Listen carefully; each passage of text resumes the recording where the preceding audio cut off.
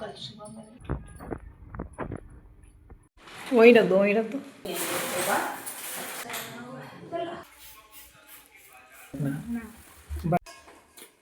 तो खा लेंगे। Hello everyone, welcome to my new blog. आप सभी का स्वागत है मेरे इस नए ब्लॉग में। दिन भर थकान के बावजूद फिर से हाजिर हूँ आप लोग के साथ एक नए ब्लॉग के साथ, जो कि चैलेंज का आज तीसरा दिन है। तो चलिए आज का ब्लॉग स्टार्ट करते हैं। तो टाइम जो है अभी लगभग 7:45 हो रहे हैं, यानी रात के 7:45 हो रहे हैं। तो अभी तक मैं किचन में गई नहीं हूँ। तो हर दिन एक जैसा नहीं होता है, मेरा तो खैर नहीं होता है, तो शायद हर गृहिणी का हर रोज़ एक जैसा नहीं होता होगा। बहुत दिन से मैंने बाल में तेल नहीं लगाए थे, तो आज मैं सोची कि चलो तेल लगा ही लेती हूँ। 2-3 दिन हो गए थे बाल धोए हुए, तेल नहीं लगाई थी। तो तेल लगाऊंगी, कंघी वंगी करूँगी और उसके बाद में फिर किचन में जाया जाएगा। तो बस तेल वेल लगा ही रही थी जब तक आयुष के पापा भी आ गए यहाँ पे सिलेंडर लेके, और मैं सिलेंडर यहीं पे रखवा दी हूँ क्योंकि मैं धोती हूँ सिलेंडर को अच्छे से, फिर किचन में घुसाती हूँ, तो कल किचन में ही धुलेगा। तो यहाँ पे आयुष के पापा अपना चले जाएंगे पैर हाथ धोने के लिए। और मकर संक्रांति का जो तैयारी है हमारा लगभग हो गया है, और मायके से भी आ गया है मेरा मकर संक्रांति का चूड़ा और कपड़े आए हैं। तो खैर जो नए होंगे उनको नहीं पता होगा, वैसे मेरे पापा भाई भौजाई सब दिल्ली में रहते हैं, लेकिन हाँ मेरे यहाँ पे दादा रहते हैं, मेरे चाचा रहते हैं। तो दादा मेरे को मकर संक्रांति मेरे दादा ही भेजते हैं, तो वही भेजे हैं। यानी छोटे वाले चाचा के यहाँ पे मेरे दादा रहते, तो छोटे वाले चाचा का बच्चे लेके आए थे। बाकी ये सब तिलकुट जो है मेरे हस्बैंड लेके आए हैं, सब्जी उब्जी ये सब आ गया है मकर संक्रांति के लिए, और एक मैं अपने लिए निकाल ली हूँ अभी खाने के लिए। तो तिलकुट जो है आयुष तो बिल्कुल ही छूता नहीं है, बाकी हम तीनों खाते हैं। तो 2 चीनी वाला डब्बा बोले थे और 1 गुड़ वाला, उन्होंने तीनों दुकान वाला भैया तीनों डब्बा गुड़ वाला ही दे दिए। तो वही आयुष के पापा कह रहे कि जल्दी जल्दी में उसने क्या कर दिया। तो उसके बाद में चीनी ख़त्म था, आयुष के पापा यहाँ पे चीनी जो है ना डब्बा में डाल दिए हैं, और मैं चाय चढ़ा दी थी। और ये दही दिखा रही हूँ मैं, देखिए किस तरह मैं दही जमाती हूँ। वैसे मैंने रील शेयर किए थे और दही पता है क्या, मतलब मैं दोपहर में डाली थी और शाम तक दही जो है ना मेरा 5 साढ़े 5 बजे तक जम गया था। मतलब 12:30 बजे तक मेरे ख्याल से डाल दी थी, और शाम तक ये मतलब 5 साढ़े 5 घंटा में दही बिल्कुल अच्छा से जम गया था। तो अच्छा से मैंने स्वेटर को फैला दिए थे और उसी से मैंने ढक भी दिए थे। कपड़ा हटा दी, मैं दही दिखा रही हूँ बिल्कुल जम गया है। तो इस बार वैसे मेरे हमेशा मायके से दूध आता था, इस बार दूध नहीं आया है, शायद गाभिन होगा गाय भैंस। तो पैकेट वाला मंगा लिया था 3 किलो। और चाय भी चढ़ा दी थी, तो आयुष को पापा चाय छान के श्रेया को दिए, खुद पियो, मेरा ढक दिए थे। और यहाँ पे मैं श्रेया को डांट रही हूँ, कुर्सी पे बैठ के छिलका मटर छील रही है, पूरा छिलका इधर से उधर फैला रही है। 50 बार बोलने के बाद वो मटर छीलने के लिए तैयार हुआ, उसमें भी इसका नौटंकी, ताकि मैं मटर छीलूँ अकेले, भैया कुछ नहीं करेगा, उसको भी कुछ करने के लिए बोलो, मैं अकेले नहीं करूँगी। इतना नौटंकी, अभी डांट भी खाई मेरे से, इसने तो मेरा दिमाग ख़राब करके रख दिया। और पता है आयुष का प्री बोर्ड एग्ज़ाम है 15 तारीख से। अब घर में शांति बनी रहे, दोनों के पटीदारी के चक्कर में मैं पागल ना हूँ। आयुष को बोली आयुष प्लीज़ यार गाजर छील दो और फिर जाकर पढ़ाई करो। तो फिर वो बेचारा गाजर वाजर छील दिया, और फिर वो अपना मटर छील के गई। मटर में तो ज़्यादा टाइम खैर लगता है, तो मैंने कहा कि अभी तुम्हारा एग्ज़ाम तो है नहीं, तो तुम मटर छील दो। तो बस वही पटीदारी चलता रहता है। और मैं आप लोगों को सब्ज़ी दिखाई थी, तो पत्ता गोभी या मटर की सब्ज़ी जो है ना सुबह में बनाई थी, तो थोड़ा सा आयुष खाया था, थोड़ा सा मैं खाई थी, और आयुष के पापा नाश्ता वास्ता ले गए थे। श्रेया तो छूती तक नहीं है, मटर तो बिल्कुल ही खाना पसंद नहीं करती है। पत्ता गोभी को आप वेज रोल की तरह बनाइएगा तो खा लेती है, वरना नहीं खाती है। और अभी घर में मटर आलू और पत्ता गोभी है, तो पत्ता गोभी बनाने का कोई फ़ायदा नहीं है, खाएगी है ही नहीं। तो इसलिए मैं सब्ज़ी बना ही नहीं रही हूँ। आलू का भुजिया खाती नहीं है, मैं बहुत परेशान हो जाती हूँ खाना के चक्कर में, श्रेया के चक्कर में मेरे को इतनी परेशानी होती है, समझ में नहीं आता है क्या बनाऊँ। खाली आलू का पराठा, आलू के पूड़ी बना के दे दो, पनीर बना के दे दो, छोले राजमा ये सब खाएंगे लोग, और ये सब तो बिल्कुल ही नहीं। खैर आयुष सब बहुत खाने लग गया है, हरी सब्जी मटर खाता है, पत्ता गोभी खाता है, सब कुछ खा लेता है, तो उसका टेंशन नहीं है। पर श्रेया को दोनों टाइम उसका खिलाने का टेंशन मुझे बहुत ज़्यादा रहता है। और देखिए बातों बातों में यहाँ पे जो है ना बर्तन भी धुल गया है। और आयुष का पापा जो है ना अभी आए हैं घर से, तो रतुआ भी लेके आए, उनकी मम्मी रतुआ दी है। तो खैर अब ऑप्शन में है तो श्रेया रतुआ के साथ खा लेगी और आयुष दूध रोटी खा लेगा। पत्ता गोभी की सब्ज़ी है तो आयुष के पापा खा लेंगे और मैं भी थोड़ा बहुत खाने का मन होगा तो खाऊंगी। और वैसे मैं बनाऊंगी अभी मूली और टमाटर के सलाद बनाऊंगी, जो कि वो भी श्रेया टमाटर के तो सलाद खाएगी लेकिन मूली का नहीं खाएगी। अभी सीजनल मूली है तो मुझे अच्छा लगता है तो इसलिए मैं मूली तो डालूंगी, खाए या ना खाए वैसे भी उसकी नौटंकी दिन रात चलता ही रहता है। और बातों बातों में देखिए मैंने सारे बर्तन धो लिए और किचन को मैंने अच्छे से क्लीन कर लिए।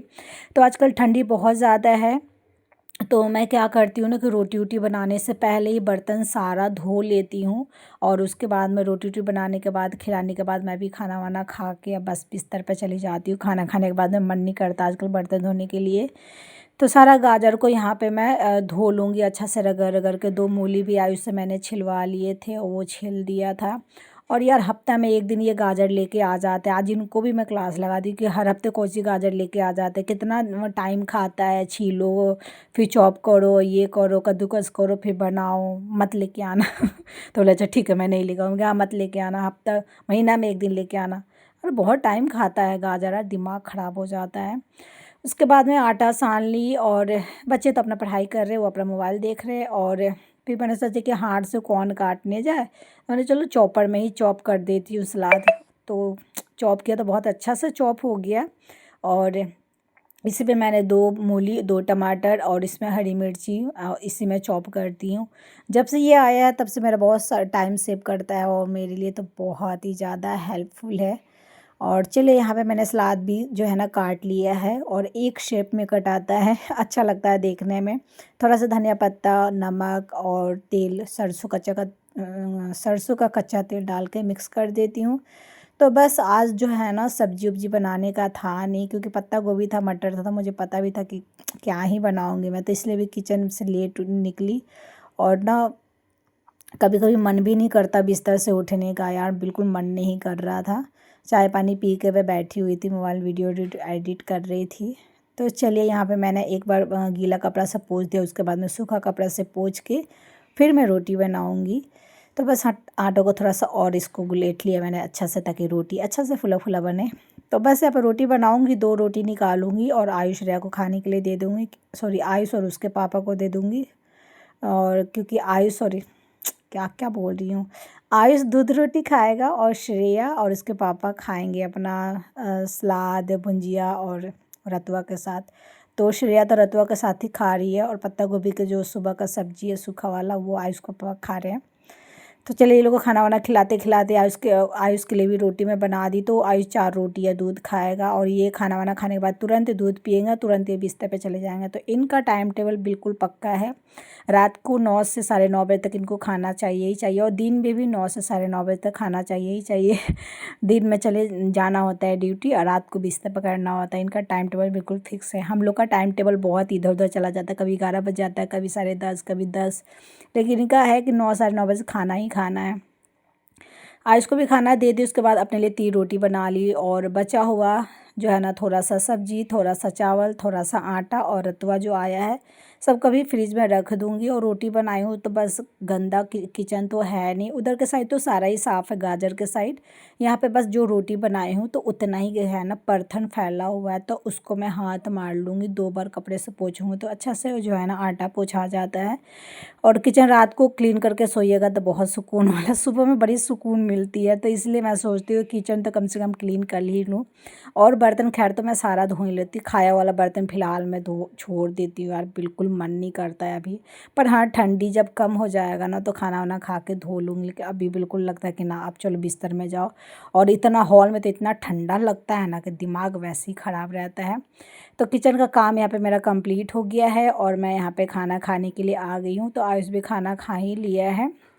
तो चलिए अब खाना वाना खाते हैं और पानी मैं मंगवा लेती हूँ आयुष से। अभी पानी भी थोड़ा देर पहले भराया तो गर्म गर्म पानी भी है।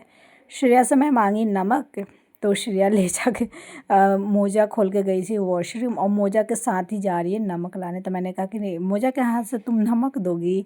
तो फिर हाथ धो की और फिर वो मुझे नमक दे रही है। देखिए खाना ही लोग खाई, लोग को पता भी नहीं चला कि नमक कम है। सलाद में हमेशा होता है कि मतलब ग्रेवी में तो लगता है कि नमक है, लेकिन जब खाइएगा जो है ना टमाटर या प्याज या मूली, तो उसमें ना नमक ही पता ही नहीं चलता था, तो कम था, तो मैंने थोड़े से नमक लिए। बिना नमक के मेरे को हर खाना बेस्वाद ही नज़र आता है। खाना वाना खाने के बाद में बच्चे यहाँ पे अपना मच्छरदानी लगा रहे हैं और आयुष के पापा मच्छरदानी लगा के वो अपना बिस्तर में लेटे हुए हैं। मोबाइल चलाएंगे आधा घंटा, ज़्यादा मोबाइल रात को ज़्यादा देर तक वैसे वो जगते नहीं हैं, हार्डली 11 बजे तक जगेंगे, हार्डली बहुत हुआ तो, नहीं तो 10:30 बजे तक वो सो जाते हैं। तो ये लोग मच्छरदानी लगा लेंगे, ये लोग को दोनों को सुलाना ही बड़ी मुश्किल होता है मेरे को। तो यहाँ पे मैं सोची चलो इसको ना समेट देती हूँ, पूरा फैला फैला था, छील छाल के ऐसे ही छोड़ छाड़ के दोनों चले गए थे। और इसको मैं समेट के रख देती हूँ, अलग प्लास्टिक में रखती हूँ, कचरा के साथ नहीं समेटती हूँ। ये गाय भैंस जो है ना दूध लेती हूँ, उन्हीं को मैं दे देती हूँ। अच्छा लगता है जब खाता है तो, क्योंकि हरी हरी जो होता है ना गाय भैंस को बहुत पसंद होते हैं। और थोड़े से कपड़ा से मैंने उसको समेट दिया कचरा को। मटर को फ्रिज में रख दी हूँ और बस यहाँ पे जो है ना टाइम जो है लगभग 10:30 बज गए हैं और आज का दिन यहीं पे समाप्त होता है। अगर आप भी एक हाउसवाइफ है और इस ब्लॉग में खुद को देखा है तो लाइक कीजिए और प्लीज़ मेरे चैनल को सब्सक्राइब कीजिए। मिलते हैं फिर से एक अगले न्यू ब्लॉग के साथ। Thank you for watching and bye bye.